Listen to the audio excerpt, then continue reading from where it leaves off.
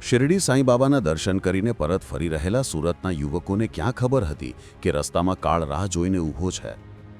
શિરડી સાંઈબાબાના દર્શન કરીને પરત ફરી રહેલા સુરતના 7 યુવકોને નાસિક નજીક એક ભયાનક અકસ્માત નડ્યો। નાસિક જિલ્લાના યેવલા તાલુકામાંથી પસાર થતી વખતે ડ્રાઈવરે કાબુ ગુમાવતા કાર પલટી ખાઈ ગઈ હતી। આ ગોઝારી ઘટનામાં 3 યુવકોના મોત થયા જ્યારે અન્ય 4 યુવકો ગંભીર રીતે ઘાયલ થયા। અકસ્માત એટલો ભયાનક હતો કે વાહનનો આગળનો ભાગ સંપૂર્ણપણે તૂટી ગયો હતો, જ્યાં 2 યુવકોના ઘટના સ્થળે જ તો રસ્તામાં સારવાર મળે તે પહેલાં જ અન્ય 1 યુવકનું મોત થયું હતું, તો અન્ય 4 ગંભીર રીતે ઈજાગ્રસ્તોને નાસિકની એક ખાનગી હોસ્પિટલમાં સારવાર માટે ખસેડાયા હતા। હજુ પણ 2 યુવકોની સ્થિતિ અત્યંત ગંભીર છે। જાણ થતાં જ સ્થાનિક પોલીસે ઘટના સ્થળે પહોંચી કાયદાકીય કાર્યવાહી શરૂ કરી છે। પોલીસે જણાવ્યું કે વાહન ખૂબ જ સ્પીડમાં હતું, જેના કારણે ડ્રાઈવરે નિયંત્રણ ગુમાવ્યું હોવાની શક્યતા છે।